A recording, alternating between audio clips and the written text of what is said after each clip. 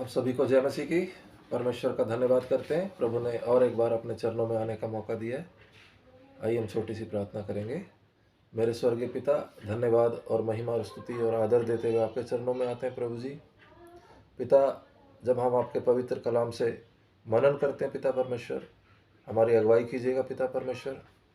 और वो बातें जो आप अपने बेटे बेटियों से बोलना चाहते हैं प्रभु जी, अपने इस दास के द्वारा बोलिए मेरे पिता परमेश्वर। मैं अपना पूरा समर्पण करता हूँ पिता परमेश्वर। प्रभु जी, ना मेरी इच्छाएं ना मेरी भावनाएं, पिताजी सब बातें आप ही की ओर से पूरी होने पाए पिता परमेश्वर। इस पूरे माहौल को आपके हाथों में सौंपते हैं प्रभु जी। हर एक सुनने वाले पर और सुनाने वाले पर आपकी आशीष हो पिता परमेश्वर, और केवल आप ही की इच्छा पूरी होने पाए पिता परमेश्वर। आपके वचन के विषय में लिखा प्रभु कि जिसके खुलने से प्रकाश होता है और भोले लोग समझ को पाते हैं पिताजी। होने दीजिए कि हम सब समझदार हो जाएं प्रभु जी, आपके उन भेद की बातों को समझ सकें जो आप अपने प्रिय लोगों से कहना चाहते हैं पिता परमेश्वर। धन्यवाद करते हैं, हमारी प्रार्थना विनती सुन ली गई। इस प्रार्थना को प्रभु यीशु मसीह के नाम से मांगते हैं, आमीन, आमीन और आमीन। आप सबको फिर से प्रभु यीशु मसीह के नाम में जय मसीह की बोलता हूँ और धन्यवाद करता हूँ परमेश्वर का। और इन दिनों हम देखें कि बीता रविवार यानी कि कल का दिन पाम संडे, खजूर रविवार के रूप में मनाया गया। और उसके बाद जब हम देखते हैं अगली कड़ी में, तो प्रभु यीशु मसीह कहाँ आए। हम ज़्यादातर लोग जब पढ़ते हैं बाइबल को तो हमें बताया सिखाया जाता है कि प्रभु यीशु मसीह यरूशलेम के मंदिर में आए। और सच बात है ना, यरूशलेम के मंदिर में आए। और हम देखेंगे मत्ती की पुस्तक से अध्याय 21 उसकी 12 आयत में, जब प्रभु यीशु मसीह यरूशलेम के मंदिर में आए तो उन्होंने क्या कुछ देखा। वहाँ पर लिखा है 12 आयत से कि यीशु ने परमेश्वर के मंदिर में जाकर उन सब को जो मंदिर में लेन देन कर रहे थे निकाल दिया, और सर्राफों के पीढ़े और कबूतर बेचने वालों की चौकियाँ उलट दी, और उनसे कहा, लिखा है, मेरा घर प्रार्थना का घर कहलाएगा, परंतु तुम उसे डाकुओं की खो बनाते हो। प्रभु के वचन पढ़े और सुने जाने पर प्रभु की आशीष हो। तो हम देखते हैं यहाँ पर यीशु मसीह को और एक फिक्र। प्रभु हमेशा फिक्रमंद रहे, क्योंकि चारों तरफ क्या फैला था, परमेश्वर से दूरी बनी हुई थी और लोग बेकार की चीज़ों के पीछे चल रहे थे। यहाँ पर भी हम देख रहे हैं कि लोग मंदिर में क्या कर रहे हैं, लेन देन कर रहे हैं, व्यापार कर रहे हैं। और यीशु मसीह, यूहन्ना की पुस्तक में लिखा कि प्रभु ने कोड़ा बनाया रस्सी का और इन सब को हाँक दिया मंदिर से बाहर। वहाँ पर बहुत सारे पशु थे, पक्षियाँ थी, कबूतर थे, सबको उड़ा दिया। और प्रभु यीशु मसीह ने उन पर गुस्सा किया, और निकलो यहाँ से, क्योंकि लिखा है ना, क्या लिखा है कि मेरा घर प्रार्थना का घर कहलाएगा, परंतु तुम उसे डाकुओं की खो बनाते हो। यूहन्ना की पुस्तक में लिखा, व्यापार करते हो, व्यापारी बन गए सब लोग, जबकि होना क्या चाहिए था, ये प्रार्थना का घर है ना। यहाँ पर प्रार्थना होनी चाहिए थी, परमेश्वर को महिमा मिलनी चाहिए थी और लोगों को चंगाई मिलनी चाहिए थी, परंतु यहाँ पर कुछ और हो गया जो प्रभु नहीं चाहते और उनको गुस्सा आया। वहाँ पर लेन देन हो रहा है। ये लोग क्या करते थे, जो लोग दूर से आते थे यरूशलेम के मंदिर में, वो अपने घर से पशु नहीं लेकर आते थे, पक्षी नहीं लेकर आते थे, वो पैसा लेकर आते थे। वो सोचते थे कि वहीं पर खरीद लिया जाएगा, और जब वो खरीदने जाते थे वहाँ के लोगों से तो वो बहुत महंगा देते थे, नाजायज़ पैसा लेते थे, है ना।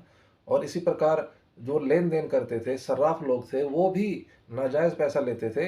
ये बातें यीशु मसीह को अच्छी नहीं लगती थी। जब परमेश्वर का मंदिर है, आराधनालय है, तो वहाँ पर क्यों लोगों के साथ लूटपाट हो रही है। और याजकों का जो लक्ष्य है वो क्या बन गया, पैसा कमाना बन गया है ना। वो लोगों की चंगाई और उद्धार और छुटकारे और पापों की क्षमा के लिए नहीं चिंता कर रहे हैं, उनका जो लक्ष्य बन गया है वो पैसा कमाना बन गया है। कहीं ना कहीं आज भी क्या ये बातें लोगों पर लागू होती हैं या नहीं होती हैं। प्रभु के वचन में नए नियम में पौलुस ने कहा कि क्या तुम नहीं जानते तुम्हारी देह पवित्र आत्मा का मंदिर है। आज का मंदिर प्रभु का क्या है, आज हमारी देह उसका मंदिर है। क्या इसमें भी लेन देन चल रही है, क्या इसमें भी व्यापार हो रहा है, क्या इसमें भी डाकुओं की खो बनती जा रही है। ये एक विचारणीय प्रश्न है, हमें इस मंदिर के लिए सोचना पड़ेगा। जब हम देखते हैं मत्ती 24 में, तो पहले आयत में देखा लिखा वहां पर, यीशु मंदिर से निकलकर जा रहा था तो उसके चेले उसको मंदिर की रचना दिखाने लगे, जबकि हम सब जानते हैं कि प्रभु यीशु मसीह यहाँ से रोज का आना जाना था। वो दिन भर यरूशलेम में रहकर यहाँ से होकर जाया करते थे वापस, और रोज आते थे यरूशलेम में, पर रात कभी यीशु मसीह ने यरूशलेम में नहीं बिताई। तो ये रोज का आना जाना था, फिर भी चेले क्या दिखा रहे हैं? यीशु मसीह को मंदिर की रचना दिखा रहे हैं। और वो आए उनके पास, 2 आयत में लिखा है, उसने उनसे कहा, तुम सब ये सब देख रहे हो ना? मैं तुमसे सच कहता हूं, यहाँ पत्थर पर पत्थर भी ना छूटेगा जो ढाया ना जाए। तो कहीं ना कहीं लोग मंदिर को बड़ी अहमियत दे रहे हैं, और चेले भी मंदिर दिखाना चाह रहे हैं, पर जो मंदिर का बनाने वाला है, सारी दुनिया का बनाने वाला है, उसको अहमियत नहीं दे रहे हैं। प्रभु ने बोला कि ऐसा कुछ भी नहीं है जो ढाया नहीं जाएगा। और फिर वापस जब हम आते हैं मत्ती की अध्याय में 21 में, तो प्रभु ने इस बात पर जब चिंता जाहिर की, तो 14 आयत 21 का 14 में लिखा है, तब अंधे और लंगड़े मंदिर में उसके पास आए और उन्हें चंगा किया। क्यों चंगा किया? कि अभी वहां से व्यापारियों को निकाल दिया गया, अभी वहां से लेन देन करने वालों को निकाल दिया गया। अर्थात जो लोग खराई से नहीं चलते, जो लोग ईमानदारी से नहीं चलते, जो शुद्धता से नहीं चलते हैं, उनकी मंदिर में कोई जगह नहीं है, परमेश्वर के घर में उनकी कोई जगह नहीं है। आज अगर परमेश्वर के मंदिर में ये सब चल रहा है, व्यापार वाली बातें चल रही हैं, लेन देन वाली बातें चल रही हैं, और लक्ष्य क्या बन गया है? पैसा कमाना, तो कहीं ना कहीं ये परमेश्वर को भला नहीं लगता है, अयोग्यता है, ये योग्यता नहीं है। जब वहां से अशुद्ध चीजें निकाली गई, तो 14 ऐसे पढ़ते हैं कि और लंगड़े, अंधे और लंगड़े मंदिर में उसके पास आए, जिनके लिए जरूरत थी, अब वो लोग आने लगे।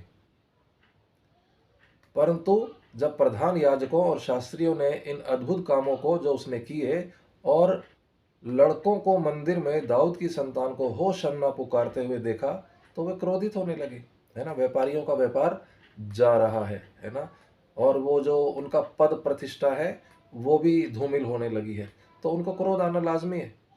परंतु यीशु मसीह सच्चाई का परमेश्वर है, वो स्वयं सत्य है, वो यही चाहता है आज हमारे द्वारा क्या हो, है ना। ये सब बुरी बातें अगर पाई जाती हैं परमेश्वर के मंदिर में, अर्थात हमारे जीवन में, तो हमें दूर करना पड़ेगा। और कब होगा? जब यीशु मसीह हमारे यरूशलेम में प्रवेश करेगा। यीशु मसीह का आना तय है। अपने आप को समर्पित कीजिए, अपनी दिलों को खोल दीजिए, ताकि यीशु मसीह जैसे यरूशलेम में प्रवेश किया और उन्होंने वहाँ के मंदिर को क्या किया? उसका शुद्धिकरण किया। वहाँ से सब व्यापारियों को, लेन देन करने वालों को, बुरा व्यवहार करने वालों को निकाल दिया। जब हमारे दिल के यरूशलेम में यीशु मसीह आ जाएंगे, तो वहाँ भी एक शुद्धिकरण आएगा। और क्या होगा? लंगड़े चलने लगेंगे, अंधे देखने लगेंगे, और परमेश्वर के राज्य का विस्तार होगा। शुद्धिकरण बहुत जरूरी है, और उसका अंगीकार करना बहुत जरूरी है। तो आज का छोटा सा संदेश हम सबके लिए एक बड़ी आशीष का कारण होने पाए। आइए प्रार्थना करेंगे। मेरे स्वर्गीय पिता, हम प्रार्थना करते हैं पिता परमेश्वर, यदि आज आपके इस मंदिर में कहीं पर भी कुछ अशुद्धियां पाई जाती हैं प्रभु जी, वो लेन देन और जो मनुष्य का जो लक्ष्य है, जो ध्येय है प्रभु जी, आपको महिमा देना यदि नहीं है, तो होने दीजिए प्रभु जी। आज हम पुकारते हैं पिताजी, हर एक जीवन में प्रभु जी आप प्रवेश कीजिए मेरे पिता परमेश्वर। और जैसे आपने यरूशलेम के मंदिर को शुद्ध किया प्रभु जी, हर एक मंदिर को प्रभु जी अपने हाथों से शुद्ध कीजिए पिता परमेश्वर। और खुदा व्यर्थ की चौकियों को उलट दीजिए पिता परमेश्वर, और खुदा नाजायज लोगों को वहाँ से निकाल दीजिए पिता परमेश्वर। हर एक बुरी सामर्थ आपके मंदिरों से दूर हो जाए मेरे पिता परमेश्वर, और सब बातों में आपको महिमा मिले पिता परमेश्वर। धन्यवाद करते हैं पिताजी हमारी प्रार्थना को सुनने के लिए पिता। सारा आदर महिमा जलाल सिर्फ और सिर्फ आपको मिले पिता। हमारी प्रार्थना विनती उद्धार करता प्रभु यीशु मसीह के नाम से मांगते हैं। आमीन, आमीन और आमीन।